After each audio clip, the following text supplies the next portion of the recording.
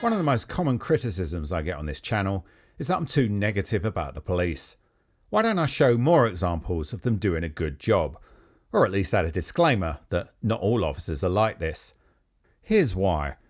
Firstly, I don't get sent videos of the police doing a good job. But even if I did, it's not my duty to upload them. That's the job of police PR departments. Every force has its own YouTube channel filled with carefully curated footage of the police celebrating themselves, pandering to identity politics and preaching to the public. It's not okay to ask for pics. Nobody watches them. That's because nobody is interested in the police doing their jobs properly. It's the very least we expect of them. They don't deserve special praise for doing a job that they're paid to do and take on knowingly. They're not charity workers, they're not heroes, and we don't owe them an additional coin of respect. We don't champion bin men for collecting our rubbish. We don't celebrate firemen every time they put out a blaze. So why are the police singled out as deserving of exceptional praise? Why do they believe that we owe them respect simply because they wear a uniform? Nobody is obliged to respect the police, nor for that matter do they have to respect the law.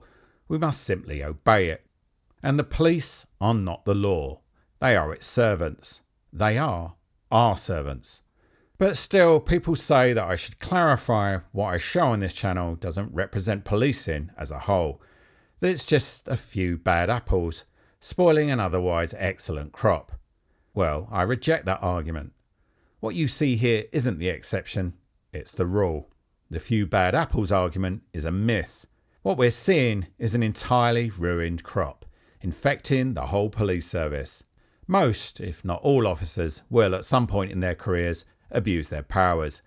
They will misstate the law, keep someone detained until they answer questions, use excessive force, make a malicious arrest, lay false charges, fabricate a statement, perjure themselves in court, trespass into people's homes, conduct malicious searches, seize lawful property, and just generally reject civil rights and liberties when it suits them. These are routine abuses committed thousands of times daily across the country by the police. Meanwhile, the few good apples that remain in the force are equally complicit, covering for colleagues, assisting them, closing ranks and playing the us versus them game that has poisoned British policing for decades. So no, I won't insult my audience with a rhetorical disclaimer of not all cops are like this, because it simply isn't true. It's also patronising. It assumes the worst of every viewer, treating them as idiots, unable to think for themselves.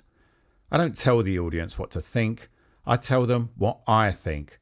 They're entitled to draw their own conclusions based on their own opinions and experiences. What I think of the police can be summed up in 4 words. They are the enemy. I have no opinion of police officers as individuals, as I don't know them. I'm certain that some of them are good people with sincere motives. That should be encouraged. But collectively, they're nothing more than a criminal gang who place their own interests above all others and police us by fear, not by consent. As for balance, I'm not a journalist. I don't have to append every police abuse I upload with a counter-narrative, arguing from both sides of the cause. If you want impartiality, then go look for your news elsewhere. And good luck with that, because I don't know of a single news outlet that isn't infected with bias. The difference is, I don't hide mine under an illusion of impartiality. It makes no difference anyway, because the police are immune to criticism.